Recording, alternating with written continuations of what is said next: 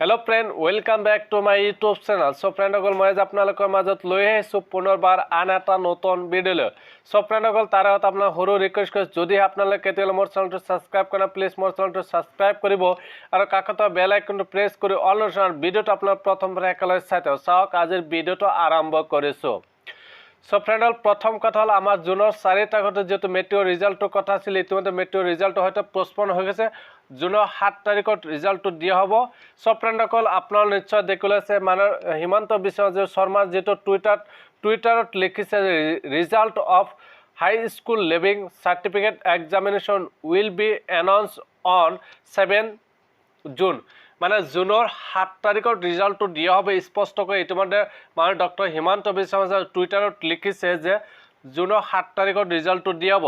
সব ফ্ৰেণ্ডসকল ইতিমধ্যে ৰিজাল্টটো হয়তো বহুতে ভাবিছিল যে কালি তাৰিখত ৰিজাল্টটো দিয়া হ'ব কিন্তু কালিত 4 তাৰিখৰ ৰিজাল্টটো নহব কিন্তু জুনৰ 7 তাৰিখত ৰিজাল্টটো তাৰমানে ইতিমধ্যে 2 ঘণ্টা পিছত মানে ডক্টৰ হিমন্ত টুইটাৰত লিখিছে যে result of high school leaving certificate examination will be announced on 7 June মানে জুনৰ 7 তাৰিখ ৰিজাল্টটো দিয়া হ'ব। সো ইয়াৰ আগতে যদি কিবা নোটিছ আহে মই আপোনালোকক জনাই দিম আপোনালোকে মোৰ চেনেলটো সাবস্ক্ৰাইব কৰি থব।